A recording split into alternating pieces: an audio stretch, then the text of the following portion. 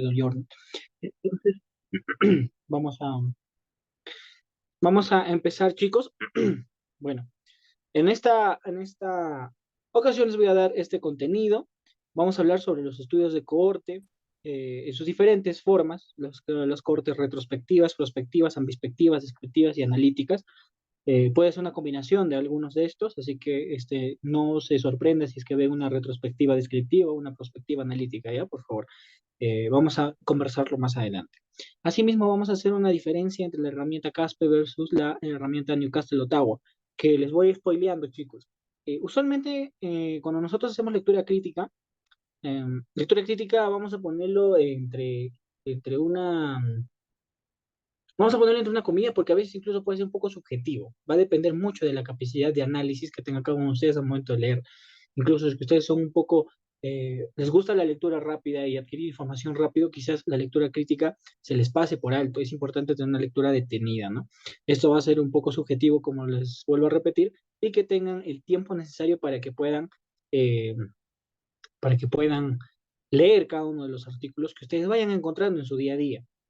A ver, vamos a hacer el taller también al finalizar acerca del artículo, un artículo sobre COVID y un artículo sobre consumo de tabaco. ¿Ok? Entonces, vamos a empezar esto, chicos. Bueno, como ustedes saben, ya han llevado esta parte, un estudio de cohorte se define principalmente por la exposición a un evento y el seguimiento durante un periodo de tiempo. Esto quiere decir que nosotros vamos a tener un grupo que está expuesto ante un evento y otro grupo que no. Por ejemplo, ¿no? Siempre se hace este ejemplo con la parte de fumadores. ¿Por qué con fumadores?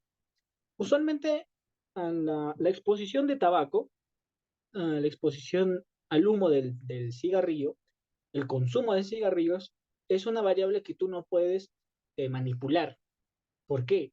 Porque si tú haces un experimental con tabaco, prácticamente estarías dañando a las personas si tú les das tabaco, si quieres hacer un estudio experimental, ¿no? Es decir, a este grupo le doy cigarro y a este grupo no le doy cigarro. Estarías haciendo un daño a la población. Y ustedes saben que por sus principios éticos no se puede realizar ese tipo de experimentos. Eh, Sin embargo, para que nosotros podamos tener un acercamiento ante los resultados que posiblemente ejerza el tabaco ante la salud y diversas otras eh, posibilidades que pueda generar el tabaco eh, en general, ¿no? No solamente quizás a la salud, quizás por ahí de manera económica, quizás de manera social, ¿no? Eh, el tabaco se considera uno de los, ¿cómo se puede decir? Un ejemplo perfecto para definir un estudio de corte, ¿ok? Entonces, eh, tú seleccionas una población que ha estado en constante exposición al humo del tabaco, en este caso puede ser fumadores, ¿no? Versus un grupo que no está expuesto a este tipo de humo de tabaco, ¿no? Los no fumadores, en este caso, los fumadores que no son pesados, ¿no? Que fuman una o dos veces al mes, que es diferente que a comparación de un fumador pesado de 10 cigarrillos o 20 cigarrillos al día. De esta manera, eh, tú puedes definir correctamente tus dos grupos que están expuestos y no expuestos.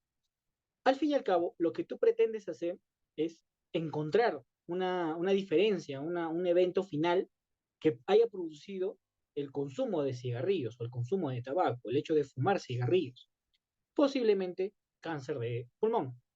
Te vas a dar cuenta que existe una mayor proporción de cáncer de pulmón en aquellos que han estado fumando, ¿no? En tu grupo de exposición, en aquellos fumadores, versus una baja proporción en aquellos que no han fumado. ¿Ok? Entonces, se podría decir que esta parte del fumar, del tabaco, es un ejemplo muy bueno para los cortes. Siempre lo utilizo porque, a comparación de otras exposiciones, ¿no? Que ustedes pueden quizás experimentar, ¿ya? El tabaco es uno de los clásicos, ¿no? Más adelante vamos a conversar quizás de otros ejemplos más.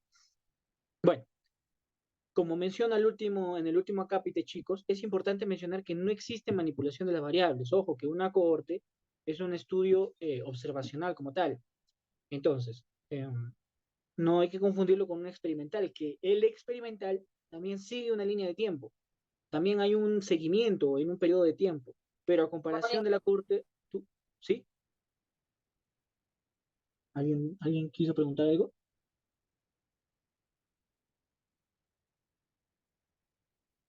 No, doctor, creo que se confundieron.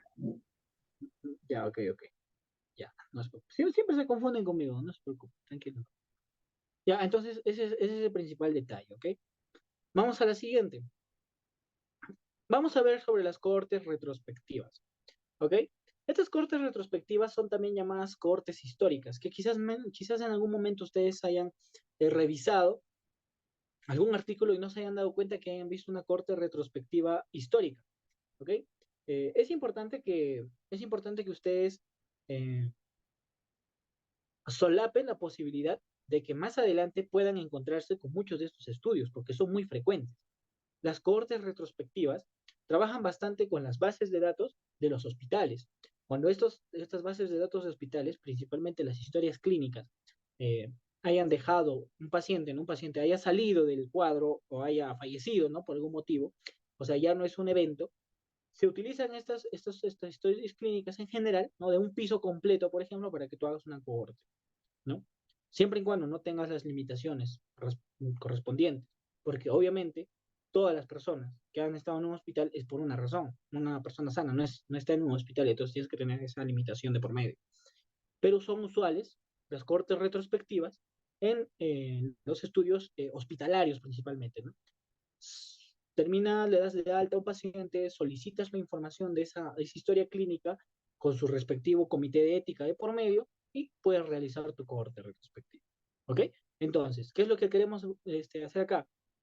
Nosotros no sabemos si va a haber o no va a haber enfermedad. Es por eso que está entre comillas. Vamos a ponerlo aquí. Acá está. Acá está. No sabemos si va a haber o no va a haber enfermedad. Pero lo que sí sabemos es que va a haber o no va a haber exposición. Eso es lo que lo diferencia a un estudio de casos control, porque usualmente hay una confusión entre los casos control con los cohortes retrospectivos, ¿ok? Porque en los casos control recordemos nosotros que primero vamos a tener a la enfermedad o al evento final y pues al final vamos a ver la exposición y la no exposición. Acá, sin embargo, nosotros vamos a ver que nosotros no vamos a conocer si es que hay enfermedad o no tiene la enfermedad, no sabemos eso, pero vamos a ver las exposiciones. Al final nosotros hacemos una vuelta en el tiempo, se podría decir, pero la investigación ya, el desenlace ya pasó, ¿no? Esta es la persona que salió del hospital, ¿ok? No sabemos si es que tuvo la enfermedad o no tuvo la enfermedad, pero sí sabemos la exposición y la no exposición. Y al final vemos, ¿no? Si es que aquellos que han expuesto y no expuesto tuvieron la enfermedad o no. Esa es la diferencia con los casos de caso control, que seguramente ya lo han visto en algún. De la misma forma, las cohortes prospectivas, nosotros tenemos el momento de inicio del estudio aquí, ¿ok? Nosotros sabemos a quién estamos exponiendo y a quién no estamos exponiendo. De esta forma está la persona y vamos a ver si desarrolla la enfermedad o no desarrolla la enfermedad. Simplemente eso. Lo siguiente, la cohorte ambispectiva. Seguramente algunos han escuchado esto en lo personal, en lo mucho, en lo largo que he estado en la carrera. He leído 3 o 4 estudios ambispectivos. No son muy usuales, pero les puede servir esto. Eh, Dense cuenta cuando inicia un estudio. Si se dan cuenta, las prospectivas inician con la exposición, mientras que el estudio inicia en una corte retrospectiva en el desenlace. Ojo, tú no sabes si hay desenlace, pero ya inició y solamente buscas hacia atrás la exposición. Mientras que acá tú inicias la investigación, ves la exposición y en el futuro, ¿no? En un periodo de tiempo, ¿no? Ves el desenlace. ¿Ok? Esa es la diferencia entre una corte prospectiva, retrospectiva y ambispectiva que posiblemente ustedes se encuentren en los artículos que vayamos a analizar esta vez. Vamos a ver. La corte descriptiva y analítica. Esto también es importante porque muchas veces pensamos que las cortes siempre tienen que ser analíticas, ¿no? Siempre decimos, acá vamos a hacer nuestros risk ratio, ¿no? Los RR, los famosos RR. Vamos a sacar nuestros risk ratio. Ya, en este punto, chicos, pueden existir cohortes, ¿ya? Cohortes descriptivas netamente a lo largo de un tiempo, ¿ya? Eh, en este caso son los famosos estudios de incidencia. Los famosos estudios de incidencia tratan de que nosotros solamente vamos a evaluar tasas puntuales y quizás patrones durante el tiempo. Más no vamos a evaluar o realizar una prueba estadística inferencial para ver si es que hay alguna relación entre una variable u otra. Por ejemplo, si nosotros queremos ver, ¿no? Podemos hacer incluso lo mismo, porque de eso se basa una cohorte, que tú expongas y no expongas a tus pacientes, ¿no? Bueno, no necesariamente que tú expongas, sino que ellos tengan la exposición y el otro no, ¿ok? Y aquellos que no desarrollen y que sí desarrollen la enfermedad. Entonces, ¿cuándo es descriptivo? Cuando tú solamente ves tasas o proporciones. Por ejemplo, en este caso, ¿cuál es la proporción de enfermos en los que sí han estado expuestos? Vamos a poner proporción de enfermos en los que sí han estado enfermos. ¿Cuánto sería? A ver, muchachos, por ahí sí me ayudan. ¿Cuánto es la proporción de los que sí están enfermos, de los que sí están enfermos, en aquellos que sí tuvieron la exposición?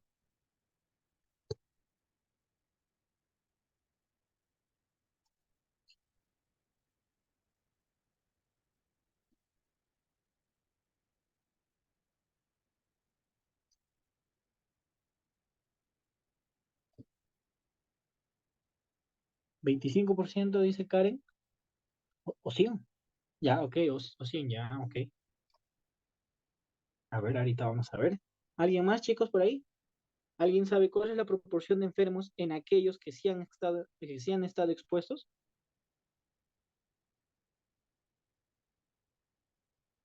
Ya, 80%, 80, ya, muy bien. A ver, por ahí hay respuestas. Vamos a hallar los puntos, ¿ok? Listo. La proporción de enfermos, ¿ok? Vamos a agarrar esta columna en aquellos que sí han estado con la exposición. Entonces lo que vamos a hallar es esto que está acá con respecto a los que sí están expuestos. Entonces esto sería 400 sobre 500. ¿Ok? ¿Cuál es la proporción entonces? Por ejemplo, si tú quieres hallar en porcentaje, simplemente sácale quinta quinta, porque acaba de quedar el 100 para que te sea tu 100%. La quinta de 400, ¿cuánto sería? 80. ¿Ok? Entonces, 80. Listo. El 80% de los que se han expuesto tienen enfermedad, mientras que el 20% de los que se han expuesto no tienen enfermedad. ¿Ok? Listo, acá. Chévere. Uy, estoy spoileando.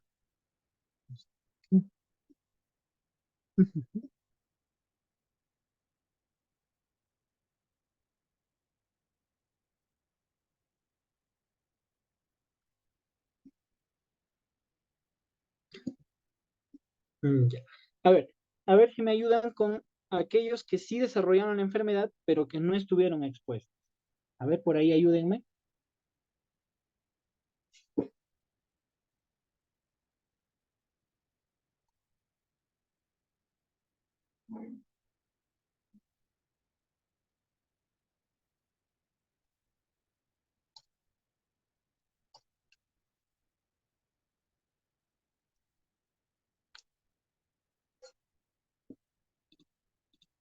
¿Por ahí alguien, muchachos?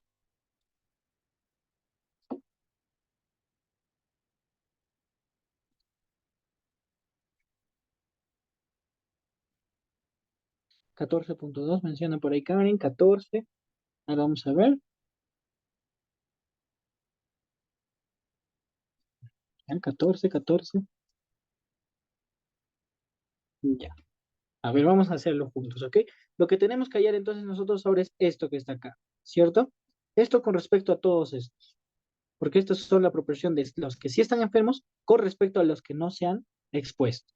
Entonces, esto sería un 50 sobre 350 por 100, porque vamos a hallar el porcentaje, ¿no? Si desean pueden hallar incluso en solamente en número quebrado, no hay ningún problema, pero haciendo los cálculos sale 14.28%, obviamente, ¿no?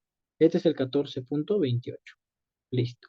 Bacán, chévere. Entonces ya han visto eso. Ya sabemos más o menos qué es lo que vamos a analizar. Esa parte es descriptiva. Toda la parte que ustedes han hecho ahorita es descriptiva.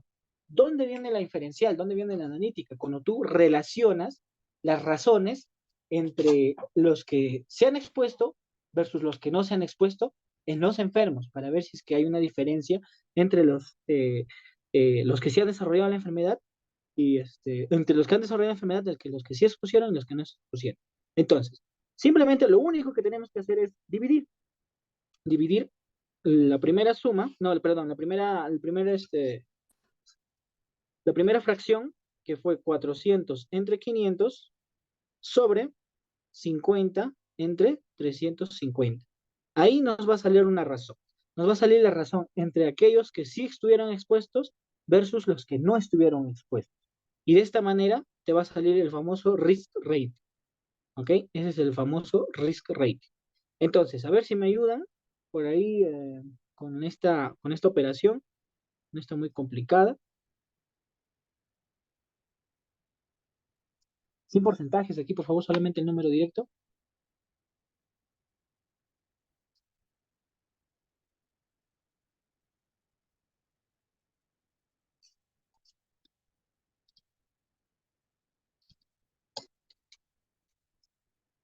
Ya, perfecto. Por ahí, Jamila, Yamila, 5.6, ya.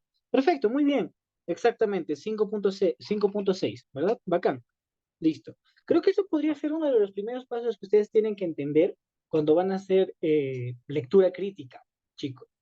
¿A qué me refiero? Es que ustedes pueden dominar todos las, las guías, las escalas, la normativa que se da, por ejemplo, en este caso Newcastle, que hace una normativa para que tú veas si está bien o no está bien ese estudio, ¿no? Pero si tú no entiendes el resultado final, ¿no? O sea, el estudio puede tener todo, ¿ah? El estudio puede tener una buena metodología, tiene buenos resultados, su discusión es muy limpia, ¿no? Que dice lo a favor y lo contra, todo, te habla bacán, chévere. Pero ¿cuál es el problema? Que tú no entiendes de dónde salen esos numeritos. Y ese es el principal problema cuando nosotros queremos hacer lectura crítica. Y eso les menciono porque, por ejemplo, ¿alguien podría interpretarme este 5.6, chicos? Ya, estamos allá. ¿Qué significa este 5.6?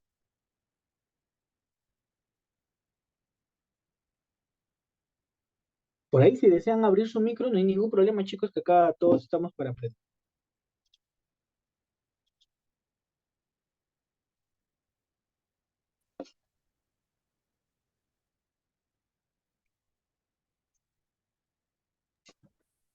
¿Alguien por ahí, chicos? Ahí está, por ahí, creo que sí. A ver, Karen menciona que hay un riesgo 5.6 millones de los que estuvieron expuestos. Claro, ¿verdad? Exactamente. O sea, que aquellos que sí estuvieron expuestos, tuvieron 5.6 veces más riesgo de enfermedad que aquellos que no estuvieron expuestos. ¿Ok? Entonces, si es que nosotros no entendemos estos numeritos, en un momento se nos va a complicar, porque al fin y al cabo, pues no, el estudio puede estar muy bien hecho, pero no tenemos la habilidad de interpretar los resultados, que eso es muy importante. Y eso también es otra parte, por ejemplo, de la lectura crítica, que nosotros no nos debemos guiar, tan solo incluso de estos números no nos debemos guiar, porque más adelante seguramente ustedes van a hablar de la intención a tratar, del número necesario a tratar, el riesgo atribuible y todo eso. En este caso no lo vamos a tratar. Quizás yo lo he tratado, no lo sé, ¿ya? Pero en este momento no lo vamos a tratar porque nos vamos a enfocar netamente al Newcastle Ottawa, principalmente al Newcastle Ottawa, porque el Caspe, les soy muy sincero, yo lo he utilizado creo que un par de veces nada más. El Newcastle Ottawa es un poquito más comercial, pero de todas formas, eso no le quita mérito al Caspe. El Caspe es muy bueno también. ¿Ok? Muy bien, chicos. Entonces, bacán. Creo que lo entienden, lo manejan bien. Y si no lo entienden, pues hay que reforzar un poco esta parte, ¿ya? Bueno, entonces, chicos, vamos a ver el Casper versus el Newcastle Ottawa. ¿Ok? Para esto, supuestamente yo les he pasado eh, estos de aquí, ¿ya? Por ejemplo, este es el Casper. Vamos a abrirlo con Adobe, obviamente. Ya, acá está. Este programa Caspe es un buen programa, ¿ya? Creo que los programas como tal cuestan, tienen un costo, pero creo que te dan todo esto gratis, porque yo lo encontré así de manera gratuita en su portal del Caspe, ¿ok? Pueden entrar a Caspe y pueden leer críticamente la evidencia clínica y te sale, ¿ok? Entonces, vamos a darle una revisada general a la parte de Caspe. Menciona aquí que hay 11 preguntas para ayudarte a entender un estudio de cortes, ¿no? tres aspectos básicos, tres aspectos básicos que tú tienes que tener en cuenta cuando vas a hacer lectura crítica de un estudio de cohortes. Ojo que este CASPE varía, ¿ya? En sí, el CASPE debería ser uniforme para los estudios observacionales, pero dada la diferencia entre un transversal, un cohorte y un casos y controles, porque un caso y controles también es otro mundo en caso de controles, es importante que nosotros sepamos leer correctamente cada uno de estos, en este caso una cohorte, ¿ok? Entonces, vamos a ver. Eh, Tres preguntas básicas. ¿Son válidos los resultados del estudio? ¿Cuáles son los resultados? Y si pueden aplicarse a lo que tú estás desarrollando en tu medio. Principalmente estas son preguntas de toma de decisiones, chicos. ¿Ya? Eh, por ejemplo, si un paciente a ustedes les dice, ¿no? Vamos a seguir hablando de fumar porque es relativamente más sencillo hablar de fumar. Si un paciente les dice, doctor, eh, yo tengo 50 años actualmente, he fumado por los últimos 25 años, aproximadamente unas 2, 3 cajetillas de 10 cigarrillos, ¿no? Aproximadamente unas 30 cigarros por día, ¿ok? Pero esta vez he bajado a 5 cigarrillos por día. Y a ustedes les pregunta, eh, ¿sigue siendo el mismo riesgo que fumar como antes? O sea, ¿sigue siendo el mismo riesgo de que el fumar 5 cigarrillos versus el fumar 30 cigarrillos a partir de ahora? Es una pregunta que ustedes tienen que hacerse porque quizás les pregunten, ¿no? Quizás hay alguien que no puede dejar de fumar de manera así, eh, de manera estricta de un día para otro, pero lo hace paulatinamente. Quizás hay un estudio de corte que evidencie que el dejar de fumar paulatinamente también es relativamente mejor que, pues, obviamente, solamente fumar con lo que estabas acostumbrado, ¿no? Entonces hay que tenerse en cuenta. Quizás por ahí hay un estudio y muy interesante. Entonces, quizás esa pregunta les hagan a ustedes cuando estén en su internado, cuando estén en sus ENUMs, o cuando ellos se encuentren trabajando, ¿no? Eh, ¿Quién sabe? Uno nunca sabe. Vamos a ver. Vamos a analizar esta parte, chicos, todos, ¿ya? Y hay que tener en cuenta lo que menciona. Por ejemplo, que las dos primeras preguntas son de eliminación y rápidamente las puedes contestar. Si es afirmativa estas dos respuestas, merece la pena continuar con las restantes. Básicamente, si tus dos primeras preguntas son afirmativas, continúa. Si no son afirmativas, o sea, igual, si solamente una es afirmativa y el otro no, no es necesario que continúes porque no va a tener la validez correcta ese estudio de coro. ¿Ok? Ojo que puede haber cierto grado de solapamiento entre algunas de las preguntas. Este solapamiento era evidente, ¿ok?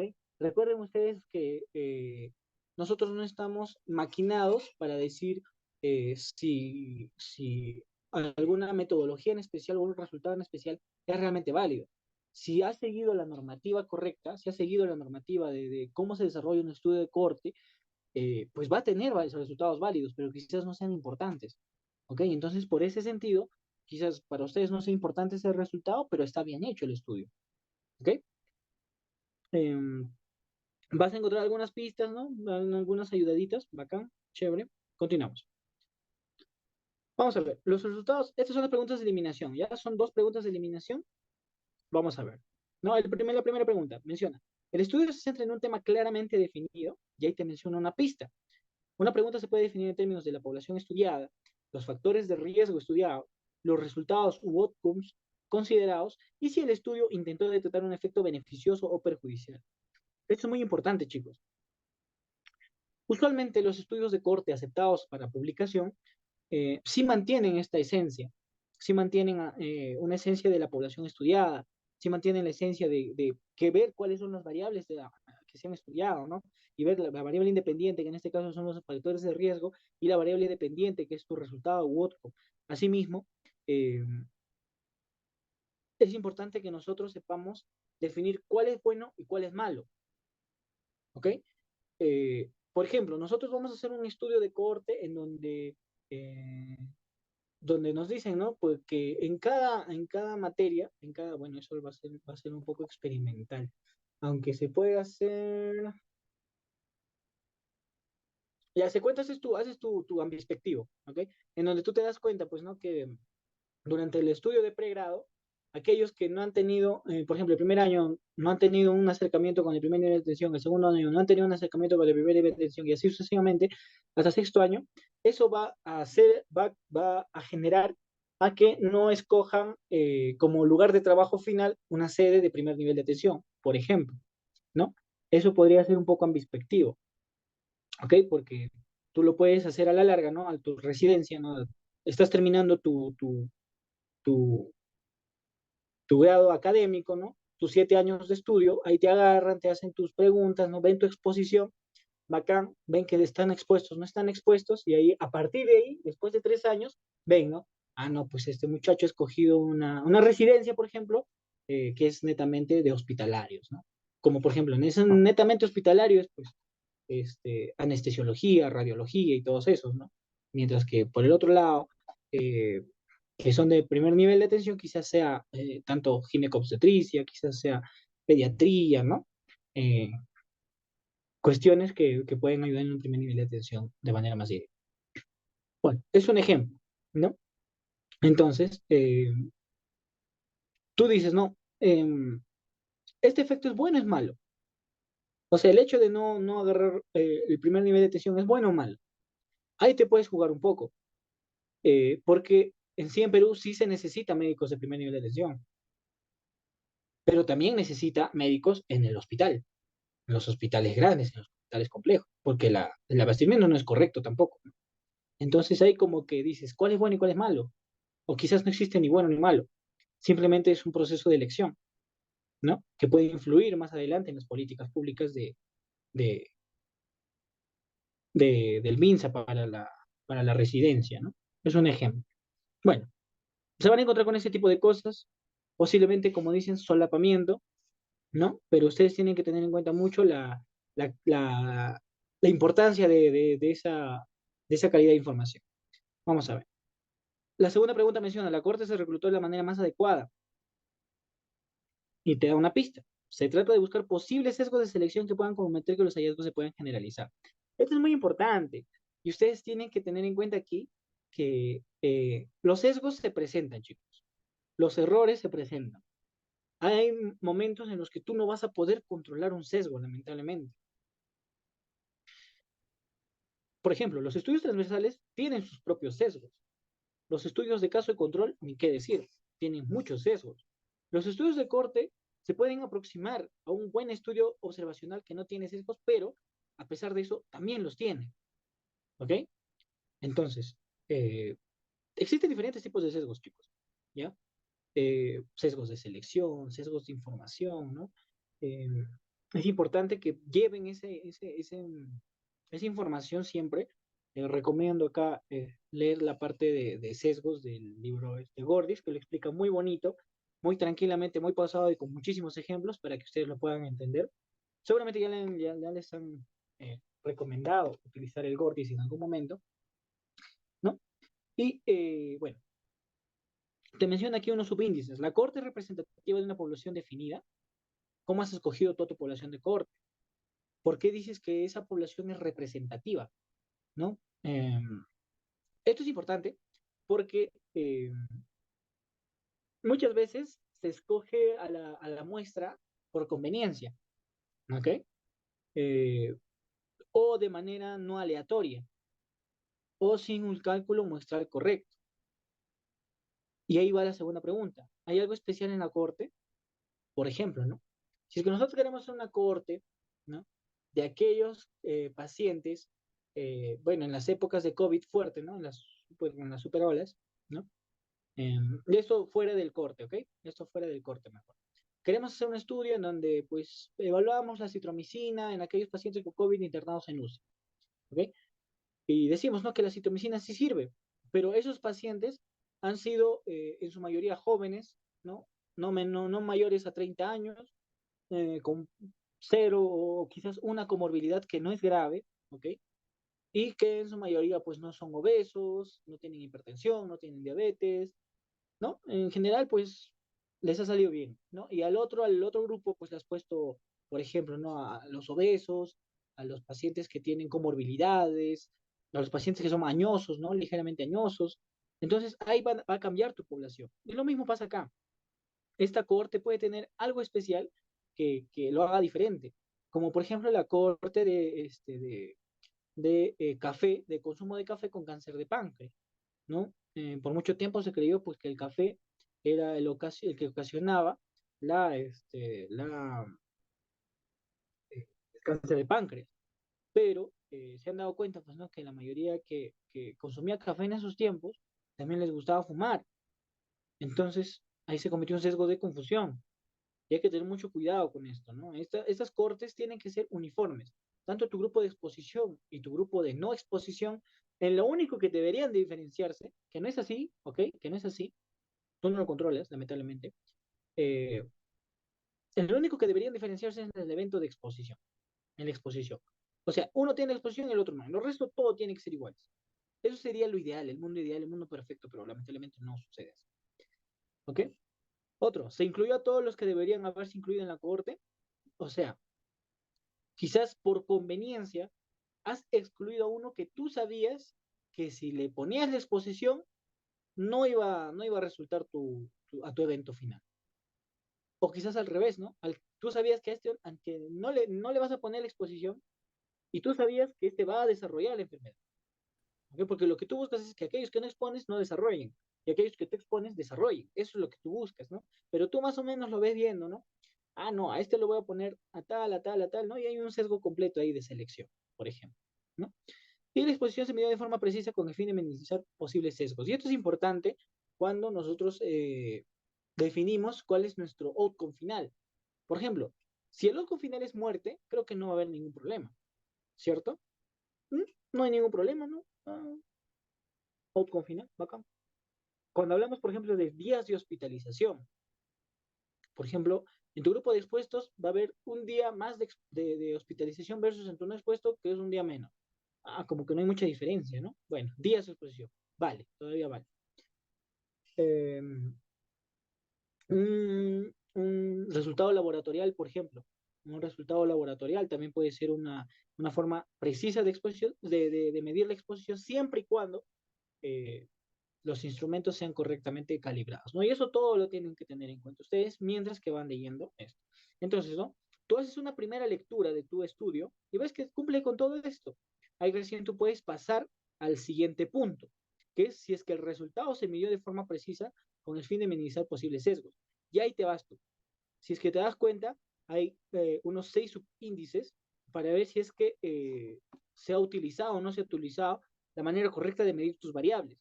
Por ejemplo, en la primera, los autores utilizaron variables objetivas o subjetivas. ¿Cuál de ustedes podrían decir que es una variable subjetiva? Un ejemplo. Una variable que quizás eh, el paciente te pueda exagerar o te pueda mentir o quizás varíe bastante de paciente en paciente. A ver, ¿alguno? Perfecto, perfecto, Karen. Dolor, perfecto, el dolor es cierto, ¿no?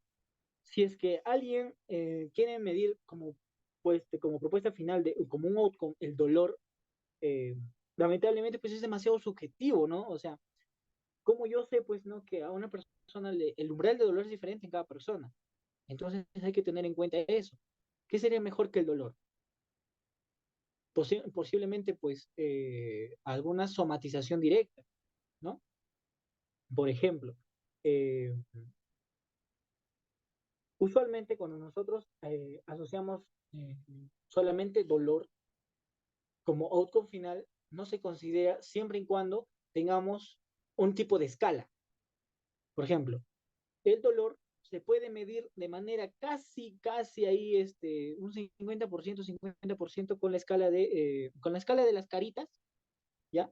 Y la persona te puede mencionar, pues, en qué carita se encuentra. Es una forma.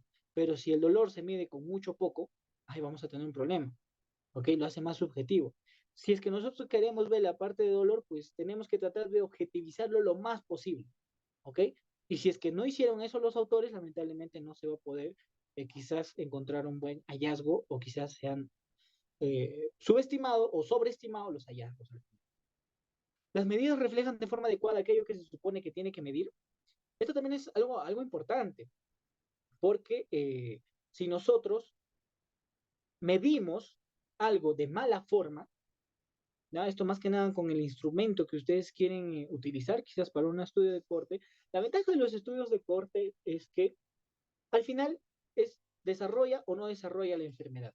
Y ahora aquí, ¿cómo yo determino si es que ha desarrollado o no ha desarrollado la enfermedad? Por ejemplo, eh, si tú quieres decir que ha desarrollado la enfermedad, por ejemplo, ¿no? Tú quieres hacer un estudio en hombres homosexuales, hombres que tienen sexo con hombres, y quieres ver, ¿no? Si el número de parejas influye directamente, ¿no? A lo largo del tiempo, influye directamente en un periodo más corto, quizás tenga más parejas y eso influye directamente en la positividad de una prueba de VIH. Bacán. Listo. Si tú quieres ver correctamente si es que ha desarrollado o no ha desarrollado VIH, lo que mejor puedes hacer es un estudio bioquímico de Western. Es lo más rápido, es lo más accesible y también lo más fiable, no las pruebas rápidas, porque las pruebas rápidas van a salir positivo pues a todos, ¿no? Posiblemente, porque justamente pues tienen factores de riesgo. Entonces, esto también es importante que ustedes, a ver qué dice Daniel, debes encontrarlas de todas, debes encontrarlas de todas. Lo ideal es que encuentres por lo menos de 5, de 6, es un por lo menos, pero tú tienes que encontrar de todos para que tú veas que esto es correcto, ¿ok?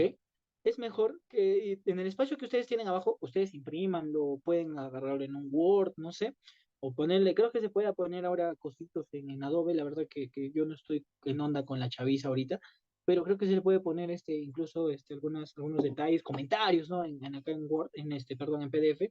Entonces, traten de ser lo más objetivos posibles. Supuestamente esto es lo mínimo que debe tener todo corte para que tú puedas marcar el sí, ¿no? Entonces sí, debe tener por lo menos unos 5 o 6, por lo menos. Si es que solamente tienen 4, deberías ponerle no sé, o si es que no son muy claros al respecto. Y si es que pues solamente se seleccionan 3 o 2, es preferible marcar el no, ¿ok? Porque todos se correlacionan, si se dan cuenta. Entre estas todos se correlacionan, ¿ok? ¿Ha resuelto tu pregunta, Daniel?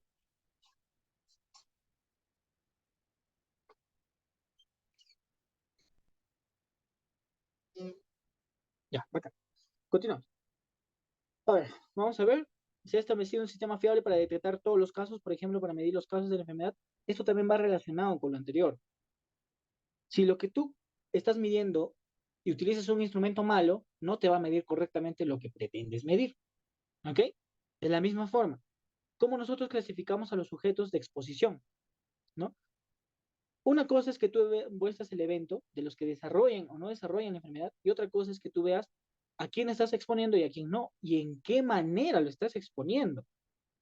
¿Ok? ¿Por qué? Porque no es lo mismo exponer a una persona, por ejemplo, ¿no? Tú quieres ver a todos los fumadores pasivos de diferentes hogares. No es lo mismo que una persona, o sea, la persona te puede decir, no, sí, efectivamente, mi esposo fuma más o menos 20 a 25 cigarrillos diarios. Pero lo que no te dicen, por ejemplo, es que pues el esposo, 20 de esos 25 los fuma en la calle, en su trabajo.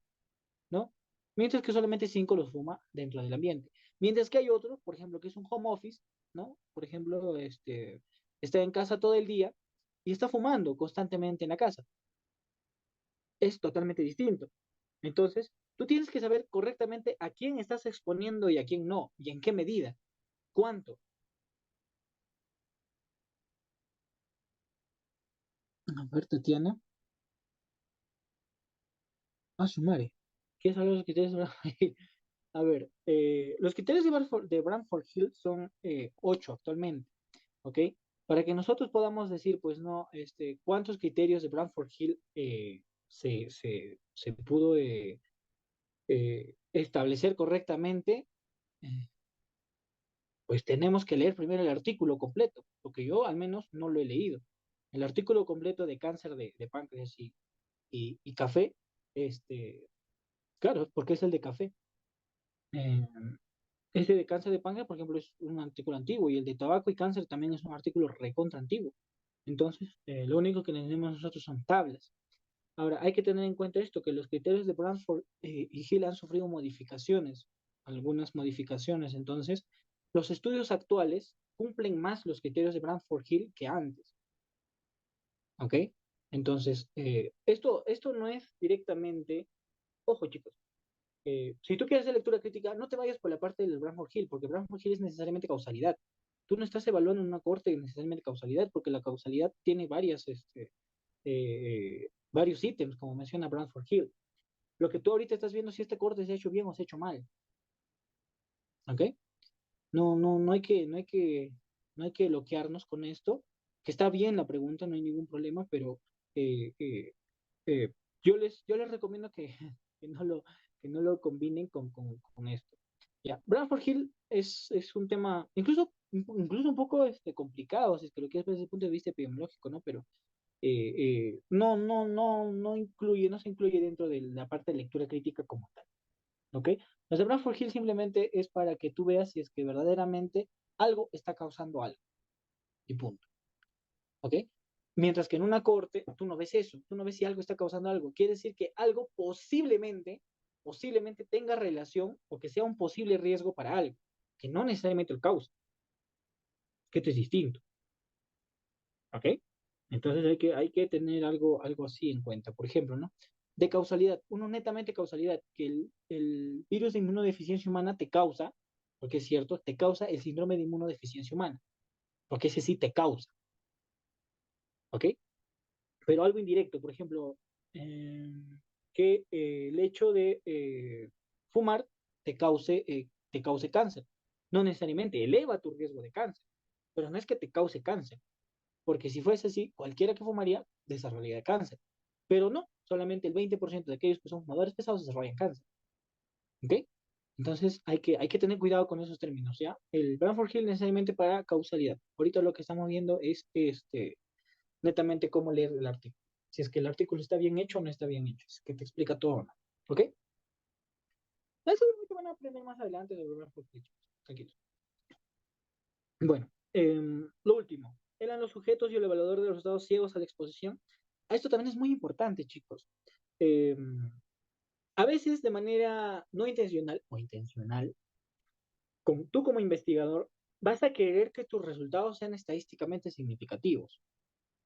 Y si tú quieres que tus resultados sean estadísticamente significativos, aquellos que posiblemente tengan la exposición o que quizás no tengan, tú los metas al grupo de exposición para que de esta manera desarrollen la enfermedad. ¿Ok? Entonces hay que ser muy cautelosos en esto. Hay que ser muy cautelosos en esto. Eh, a veces cuando nosotros hablamos de enfermedades como tal, por ejemplo, ¿no? Un desenlace para una enfermedad puede ser sangrado rectal. El sangrado rectal es algo objetivo, tú lo puedes ver, tú lo puedes evaluar, ¿ok? Si es que es así, pues genial, ¿no? Vas a ver pues que aquellos que están expuestos y no expuestos van a desarrollar en algún momento el otro que quieres, como por ejemplo sangrado rectal, que tú lo puedes ver, ¿no?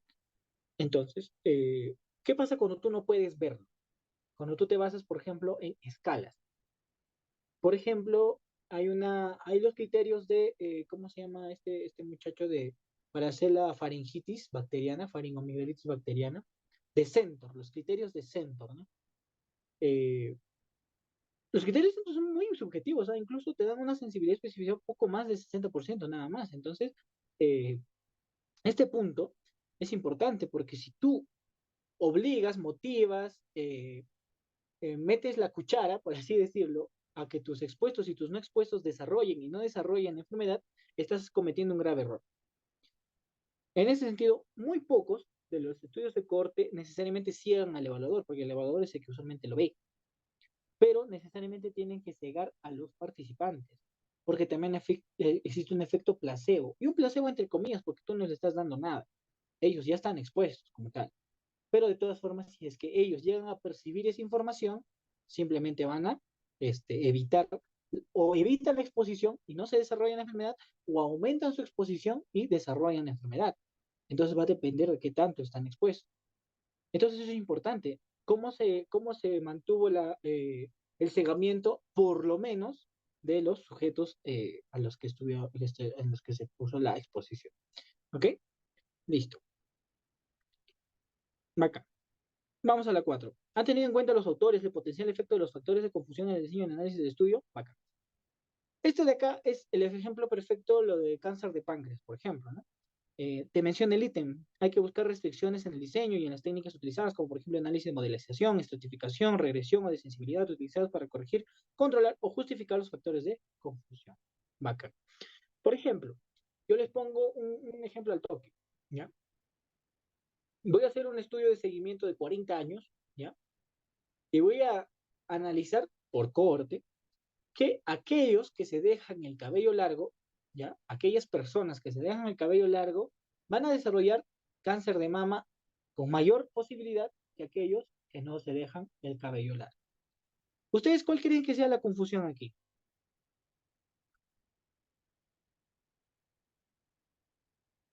¿Alguien por ahí? Perfecto, perfecto, Karen. Muy bien. Efectivamente, pues no. Las mujeres usualmente se dejan el cabello largo y los varones no. Y las mujeres son aquellas que tienen más posibilidad, ¿no? Un poco más del 90% de generar cáncer de mama en comparación de los varones, que son solamente 10%. O sea, de 10, uno de ellos es varón. Y eso en Perú es bajo. En Perú es mucho menos la proporción. Entonces, ¿qué hacemos? Ah, fácil, lo podemos estratificar, ¿no? Varones y mujeres. Varones que se dejan el cabello largo y varones que se dejan el cabello corto. Y mujeres aparte que se dejan el cabello largo y mujeres que se dejan el cabello corto. Bacán. Y de esa manera vamos a ver que estamos hablando tonterías, ¿verdad? Ya, eso posible, esa posibilidad, por ejemplo, nosotros tenemos que tener en cuenta cuando hacemos un estudio de cohorte. ¿Cómo nosotros estamos haciendo el modelo del estudio? ¿Se ha ajustado o no se ha ajustado a alguna u otra variable? ¿O se ha estratificado quizás? ¿Se ha separado, ¿no? Por ejemplo, de niños con alguna posibilidad mayor de enfermedad versus aquellos adolescentes que quizás no tengan una enfermedad, se puede estratificar. Aquellos que tengan alguna variable importante, ¿no? Como este, por ejemplo, hacemos la estratificación y dividimos, ¿no? Aquellos que consumen tabaco en un lado y aquellos que no, y ahí recién le ponemos la diferencia entre los que consumen café y no consumen café versus los que en los dos diferentes lados, ¿no? Entonces, chicos, eh, si nosotros no controlamos, no ajustamos, o al menos no mencionamos los posibles factores de confusión que estamos tratando de desarrollar, posiblemente cometamos un error en nuestra interpretación de los resultados. ¿Ok? Listo, chicos. Vamos ya, estamos terminando ya para que no se aburren, chicos. El seguimiento de los sujetos fue lo suficientemente largo y completo. Esta parte también es importante. Y ojo, no quiere decir aquí, voy a poner un poco exquisito quizás, pero no quiere decir que si un corte haya terminado en un momento dado sea malo. Simplemente que quizás están dando unos primeros aportes a la ciencia. Los estudios de cohorte pueden ser lo más largos posibles. Pueden ser de 50, 60, 70 años, cohortes de nacimiento que están avanzando, ¿no? Que continúan dándose todavía pero que están soltando resultados, ¿ok? Para esto nosotros tenemos que ser muy objetivos en si es que el periodo de estudio fue lo suficientemente largo, ¿ok? Entonces, eh, por ejemplo, si tú haces un estudio sobre aquellos que tienen cáncer de páncreas, que muy francamente, pues el cáncer de páncreas tiene una sobrevida de 6 a un año, de 6 meses a un año, ¿no? A menos tu cohorte, pues tiene que tener ese periodo de tiempo. ¿No? De 6, por lo menos 6 meses a un año, por lo menos. Porque si tú dices, no, sobrevida de los 2 meses de paciente cáncer, pues, posiblemente la mayoría te sobreviva con cualquier medicamento, posiblemente. No, no estamos haciendo ahorita, por ejemplo, en un estudio de corte, pero es un ejemplo, ¿ok? Los efectos buenos o malos deberían aparecer por ellos mismos, ¿ok? O sea, va pasando el tiempo, y te vas a dar cuenta que los efectos se van a dar, se van a dar, se van a dar, se van a dar, y no vas a tener ninguna preocupación, salvo los recursos, porque los recursos son muy importantes. Es que un estudio solamente se ha recursiado para un año, lamentablemente tienes que hacer solamente tu corte por un año y renovarlo. No perder esos pacientes quizás, porque ese año no fue suficiente, posiblemente. ¿Ok? Siempre es bueno tratar de ver la situación de la enfermedad como por ejemplo, ¿no? Si tú quieres ver la exposición, ¿no? De aquellas personas que tienen un alto consumo de harinas refinadas, y la posibilidad de que desarrollen diabetes mellitus, tú por lo menos, tienes que esperarte unos 10 años, por lo menos, para que aparezca al menos un índice elevado de glucosa, ¿no? Entonces, siempre se dan cuenta que esto va más que nada por la enfermedad, por tu desenlace. Si tú quieres, por ejemplo, hacer una corte en aquellos pacientes que han tenido COVID, ¿no? En el periodo de COVID y quieres ver mortalidad en COVID, posiblemente tu periodo de estudio sea de un mes, como mucho, porque el COVID es letal. O sea, aquellos que ya pueden pasar a una unidad de cuidados intensivos o quizás tengan COVID grave, posiblemente o se recuperen en un par de semanas o fallezcan en esas 2 semanas. Es una de dos. Pero no hay más tiempo, no hay una recuperación de un año, de 2 años. Posiblemente los rezagos del COVID se mantengan, pero la muerte y no muerte ya se pasa a segundo plano. ¿Ok? Lo siguiente, los sujetos perdidos durante el seguimiento pueden haber tenido resultados distintos a los disponibles para la evaluación y esto también es muy importante. Por ejemplo, si ustedes están haciendo una cohorte, eh, un seguimiento de aquellos pacientes que están expuestos al plomo, como por ejemplo las zonas mineras, y te das cuenta que poco a poco se fueron yendo aquellos pacientes que estaban expuestos en plomo, ¿no? A otras ciudades.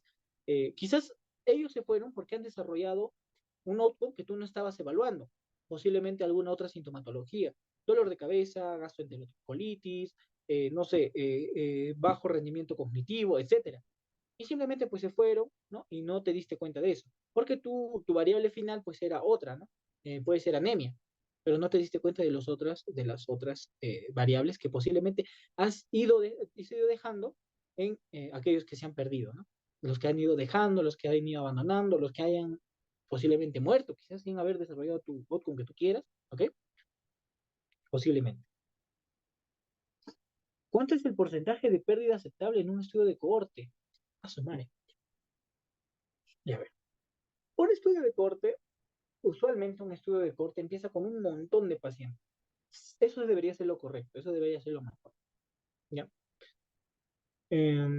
Los estudios de cohorte requieren una gran cantidad de pacientes porque el hecho de que tú los persigas por un tiempo va a hacer que se vayan esos pacientes. No hay un porcentaje de pérdida tal cual, o sea, se te puede perder el 50% de tu población, pero siempre y cuando ese 50% sea uniforme con el 50% que todavía tienes, posiblemente no haya ninguna diferencia, ¿ok? Va a depender más que nada de qué es lo que tenía esa pérdida, por qué se te perdió. O sea, también, ¿no? Si es que tú haces un corte y 50% se pierde, porque algo está pasando, ¿no? O quizás ese corte, pues, les está ocasionando algo, esa exposición está pasando algo, o están, o simplemente, pues, no, están falleciendo, quizás, ¿no? Por ese porcentaje, tú no quieres evaluar el fallecimiento, sino otra cosa. Algo está pasando ahí, por algo se te está yendo tantas personas. Entonces, no es que haya un rango aceptable, mencionan, puede ser de un 10 o un 20%, mencionan algunas literaturas, pero no hay un rango aceptable como tal. Lo ideal es que tú compares las pérdidas con los que todavía te quedan. Eso es lo importante. En casos pues estrictamente necesarios, posiblemente te digan un 10%, un 20%, incluso hasta un 30%, siempre y cuando tú también evalúes esa pérdida, por qué se están yendo. Siempre es bueno preguntar, ¿ok? Pero ojo, esto tampoco no es que se meta directamente al corte, ¿ah? O sea, si es que un estudio de corte te menciona el por qué se fueron y cuáles eran las diferencias de los que se fueron, esa corte está bien hecha. No por el hecho de que haya tenido un porcentaje alto de pérdidas, quiere decir que está mal, no necesariamente. ¿Ok? Porque a eso vamos, porque a eso es lo que estamos haciendo, la lectura de los cortes, chicos. ¿Ok? Ahora, acá hay otra cosa. ¿Te quedó claro eso, Karen?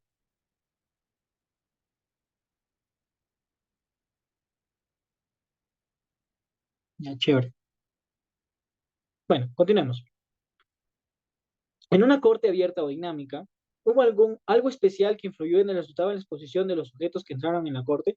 Eso es algo importante. Las cortes abiertas permiten el ingreso de nuevos pacientes para que tú los puedas ir examinando y seguramente se van a topar con alguno de estos artículos. Eh, Incluso podría decir que he visto más ensayos clínicos abiertos que cortes abiertas, porque usualmente los ensayos clínicos te dan algo beneficioso para que tú tengas. Y usualmente la gente se adhiere a eso, a las cosas beneficiosas. Pero el corte usualmente no es por algo beneficioso. Usualmente el corte es porque estás exponiéndolo a algo, entre comillas, malo, entre comillas, algo que podría ser perjudicial. Por eso se hace corte. Entonces, eh, si es una abierta o dinámica, ¿hay algo especial que influyó en el resultado de la exposición de los sujetos que entraron en la corte? O sea, ¿Qué de diferente tienen estos que recién están entrando de aquellos que han empezado la corte? Muy parecido al concepto anterior que hemos estado revisando. ¿Ok? Simplemente eso. Vamos a ver ahora la parte de los resultados, ¿ya? Los resultados del estudio, ¿cuáles son los resultados netos? Es por eso que hace un momento hemos estado viendo un poco sobre interpretación de esos datos. Si los autores han dado la tasa o la proporción entre los expuestos y no expuestos, que también estábamos viendo hace un momento. Y cómo de fuerte es la relación de la asociación entre la exposición al resultado de riesgo relativo. Ojo, ojo, ojo. El hecho de que tú tengas un riesgo relativo de 1 como tal, o que sea que no haya ni bueno ni malo, no quiere decir que la corte sea mala. Simplemente que tú lo has averiguado. Si todos los pasos anteriores han sido buenos, por eso es que acá si se das cuenta, el 6 no tiene una puntuación de sí, no sé, a comparación de esto, del 5, ¿te das cuenta? Es porque los resultados como tal pueden variar infinitamente. Tus resultados pueden ser buenos o pueden ser malos, o pueden ser neutros. Pero si tú has hecho una corte correcta, has hecho todos los pasos necesarios que te deberías haber hecho en una corte, te has dado cuenta que esa corte está bien hecha por la parte metodológica que hemos visto hace un momento, esos resultados no tienen por qué ser malos. Tú has visto, ¿no? Por ejemplo, imagínate el sujeto que no encontró relación entre el café y el cáncer de páncreas. Imagínate, él sacó resultados neutros, o sea, ni que sí ni que no. El café no te causa, ni te empeora, ni te mejora del cáncer de páncreas, no para nada. Neutro. Pero eso es importante porque se pensaba otra cosa. Entonces, chicos, esta parte por eso que no tiene una calificación como tal, si se dan cuenta. ¿Ok? Pero es importante que muestren todo esto. Y usualmente lo muestran, ¿ya? Es importante mencionarles que, pucha, si es que es una revista que no es muy estricta en el proceso editorial y que acepta cualquier cosa, posiblemente la encuentres, pero usualmente las revistas médicas son especiales con los cohortes y con los ensayos clínicos también. Ya puedo decir que por ahí con las revisiones sistemáticas quizás no, pero la mayoría son muy estrictas con los cohortes. ¿Ok? Entonces hay que tener eso en cuenta, chicos. ¿Cuál es la precisión de los resultados? Ahí te mencionan las 7. Simplemente mencionar el nombre del RR, nada más. Acá. Esta parte sí es medible, ¿ok? Y se va muy de la mano con la parte de metodología. Si tu metodología está mal, obviamente los resultados van a estar mal. Obviamente los resultados pueden verse sesgados. Es por eso que te dicen, ¿no? Puede verse al azar sesgo o confusión, y esto es importante. Por ejemplo, en los estudios exploratorios, ¿ya? No tiene que ver mucho con los cortes, pero va de la mano, para que ustedes lo entiendan. En los estudios exploratorios, lo que nosotros hacemos es, ¿no?, agarrar todos los factores sociodemográficos, ¿no? Y ver los factores sociodemográficos asociados al, al conocimiento de la enfermedad, de su enfermedad en diabetes, ¿no? Y vemos, ¿no? Que aquellos que tienen una esposa, eh, no sé, una esposa que tiene, que ha tenido dos hijos sin él, tiene mayor protección de conocer, o sea, tienen mayor conocimiento de su enfermedad. O sea, de manera plausible. Esto es posible, o sea, es posible que el hecho de que una mujer, una expareja o una pareja que haya tenido dos hijos en otro matrimonio interfiera en el conocimiento que tú tengas acerca de tu enfermedad.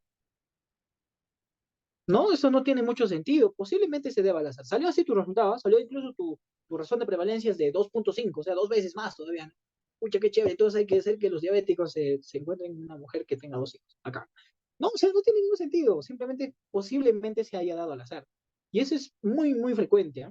Entonces hay que ser muy objetivos y hay que ser muy, eh, ¿cómo se podría decir? Vámonos directo a lo que el autor quiere dirigirse. Por ejemplo, si es que estamos hablando sobre tabaco, consumo de cigarrillos, con respecto a un cáncer, esto es medianamente posible, ¿eh?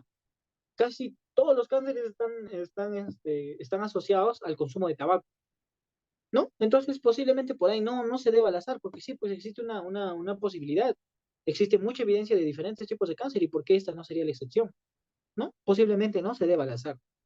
Pero hay otro que te menciona lo del café, ¿no? Porque eso fue por una confusión, ¿no? Porque no tenía sentido. ¿Por qué el café te podría dar cáncer de páncreas? No tenía ningún sentido, ¿no? Entonces hay que tener mucho cuidado. Otro, el diseño y los métodos de este estudio son lo suficientemente defectuosos para hacer que los resultados sean poco creíbles. Ya, esto va mucho, mucho de la mano con los métodos anteriormente expuestos, ¿ok? Si son muy, muy defectuosos, si tú has visto, no, no, pues que en acá nos hemos dado cuenta que tiene una puntuación de no, acá igual, ¿no? Hemos visto que tiene una puntuación de no, todo está no, todo está no, todo es malo acá. Entonces, obviamente, ¿no? Obviamente, disculpe, los resultados pueden ser defectuosos porque está mal su metodología. Entonces, esto se basa a todo lo que anteriormente mencionaba, ¿ok? Acá, menciona una parte de los criterios de Bradford-Hill, porque los criterios de Bradford-Hill en la corte siguen la secuencia temporal, no la gradiente dosis-respuesta, más que nada se visa la medida de exposición, la fortaleza de asociación medida previamente en en un exploratorio y la verosimilitud biológica. Hay muchos más de esto, ¿ok? No, no solamente son estos, ¿no? La verosimilitud biológica es la plausibilidad, es lo que nosotros estamos comentando.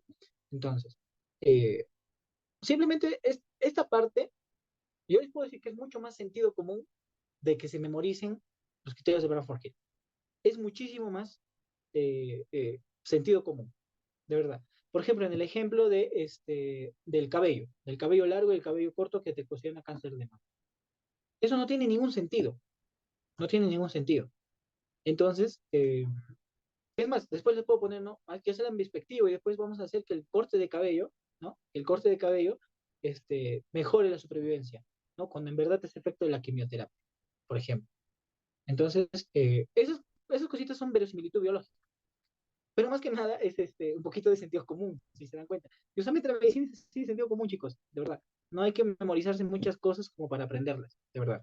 Es solamente sentido común y es cuestión de que relaciones las cosas que has estado leyendo anteriormente. ¿Ok? Aquí. Los resultados de este estudio coinciden con otra evidencia disponible, y esto es muy importante. Por ejemplo, imagínate tú que has encontrado 10 estudios de corte que te mencionan que el café no tiene nada que ver con el cáncer de páncreas, pero viene un loquito como yo, ¿no? Y les expongo mis resultados. Ya mira, tengo en mi corte 20.000 pacientes, 20.000 pacientes, yo, mi corte, ¿ya? Este, todos acá de mi ciudad natal, de Cerro de Pasco. Y nos damos cuenta que no, pues no, que acá el consumo de café pues sí afecta directamente al cáncer del páncreas. Pero en verdad es porque ellos están directamente en contacto con los metales pesados. Y en verdad es por el agua viene muy contaminado. Entonces, no, eso es un ejemplo nada más, ¿no? Entonces ahí se lo quedan, no, "Ay, pero mira que he encontrado con 20.000 personas que se han desarrollado cáncer de páncreas, ¿no? Pero, pucha, o sea, y hay 10 cohortes anteriores. ¿Por qué tendría la razón, no? Hay que dudar un poco, ¿no? Claro, no, no, a veces así pasan las cosas, ¿no? Pero siempre hay que tener, ¿no? Hay que meterle un ojito ahí. 10. ¿Se pueden aplicar los resultados en tu medio? Eh, Mira, esta parte es importante cuando ustedes ya van a hacer la práctica clínica, ¿ok? Por ejemplo, la primera parte dice, los pacientes cubiertos por el estudio pueden ser suficientemente diferentes de los de tu área. Si tú estás haciendo un estudio con base poblacional, posiblemente te ayude bastante, pero si estás haciendo un estudio hospitalario y tú todavía no estás haciendo mucho en el hospital, posiblemente eso le sirva más a los servidores públicos, a los servidores hospitalarios asistenciales. Pero de todas formas, vamos a ver. Si es que los pacientes que están aquí en Perú son muy diferentes de los pacientes que se han hecho ese estudio de corte, por ejemplo, en Holanda, ¿no? Son totalmente distintos, ¿eh? ¿No? Eh, por ejemplo, ellos dicen que la exposición solar fomenta la aparición de enfermedades reumáticas, por ejemplo. Pero acá en Perú te das cuenta que a pesar de que estás expuesto constantemente al sol, no hay una gran cantidad de enfermedades reumáticas. ¿Mm? ¿No? Es diferente, hay que tener en cuenta mucho la posibilidad de que se deba a, la, a lo nativo, ya a lo genético posiblemente, ¿no? Simplemente al desarrollo de una enfermedad que acá no se da y en otro lado sí se da. Nada más eso. Tu medio parece ser muy diferente al del estudio y si puedes estimar los beneficios y perjuicios en tu medio. Usualmente incluso estas propuestas se califican más con algunos ensayos clínicos como tal. En las cortes vas a tener que tener la exposición correcta, ¿ok? Y sobre todo, tratar de que la población que ellos han utilizado sea muy similar a la población que tú tienes, ¿no? Entonces, posiblemente, por ejemplo, ¿no? Si tú quieres estimar el, el consumo de tabaco, posiblemente ellos consideran a un fumador pesado aquellos que tienen 40 o 50 cigarrillos diarios. Mientras que acá en Perú nosotros consideramos a un fumador pesado entre 20. O posiblemente, pues, me refiero a esto, a que tú no vas a encontrar a un paciente que fume 50 cigarrillos diarios. Posiblemente no. Usualmente quedan entre 20 y 30, ¿no? Hay que tener mucho cuidado con eso. ¿Ok? Y listo. La última pregunta es si es que va a cambiar esto en tu decisión clínica. Si se dan cuenta, más que nada es para que ustedes puedan ver la utilidad de una cohorte dentro de tu medio. ¿Ok? Y esto es importante porque al fin y al cabo, lo que importa, lo que pesa mucho, mucho, mucho, es la metodología, chicos. Si la metodología está bien expuesta, ten por seguro que tus resultados también van a tener una correcta formación. ¿Ok? A ver, la pregunta 10. Aquí. En la pregunta 10, que nos salga no hacia el estudio malo. No necesariamente. Por eso les digo, esto va a depender muchísimo de lo que tú estás leyendo. No es que un estudio sea malo, o sea, ese estudio para tu medio no lo vas a utilizar, simplemente no es útil. No es que sea malo, no es útil.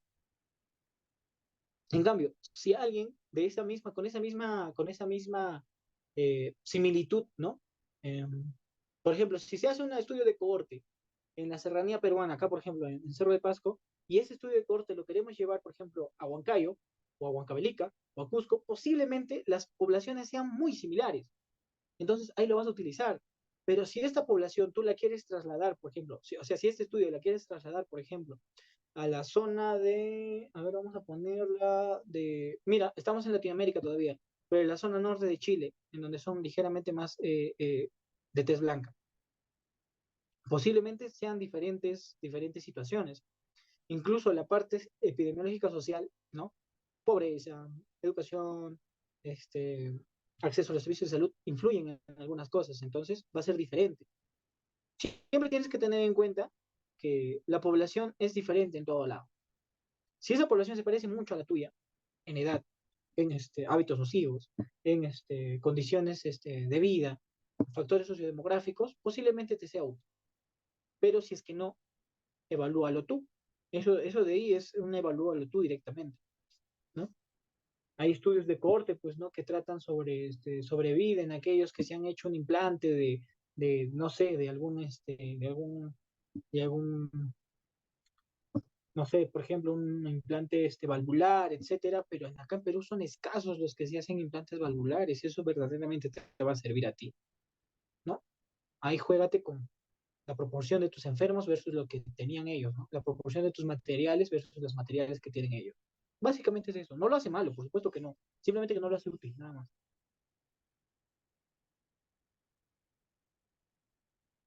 Listo. Ya, eso nos hemos comido todo el tiempo con caspe, chicos. Ya. Mm. Creo que no los quiero aburrir tampoco porque ya son las 10:17. No sé qué dice el comité organizador, por ahí está.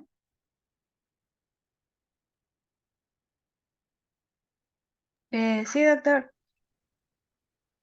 Ya, como ya creo que ya me pasé mucho, usualmente lo hago en una hora, pero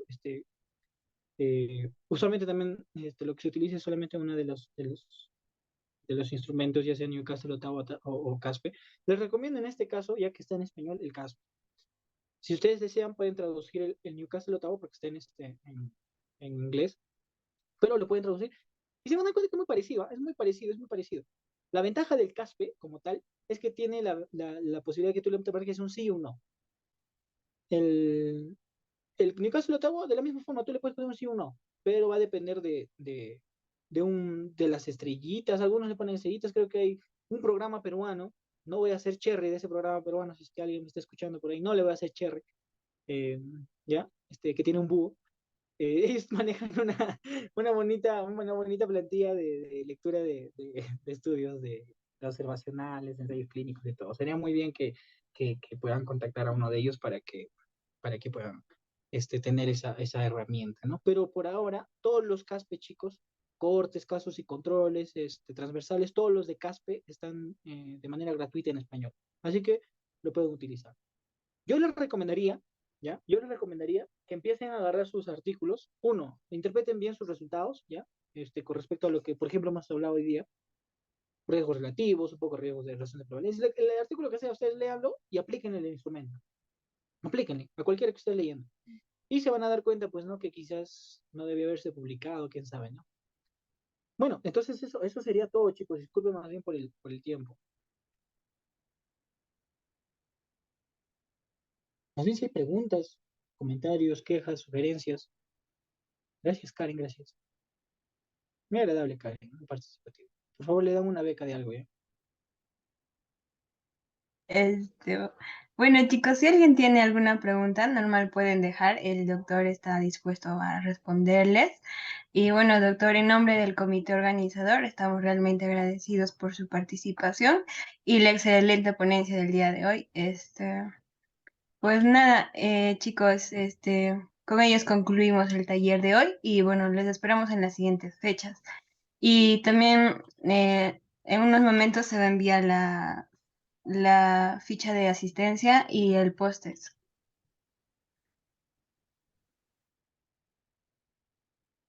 Ya. Bueno, en vista de que no hay preguntas, chicos, muchas gracias por su atención. Más bien, disculpen si es que ha sido un poco pesado, pero lamentablemente es así. Voy a dejar de compartir porque no vean ahí lo prohibido. Bueno, chicos, muchas gracias a cada uno de ustedes. Muchas gracias por la invitación nuevamente y para lo que gusten. Si es que necesitan, pues,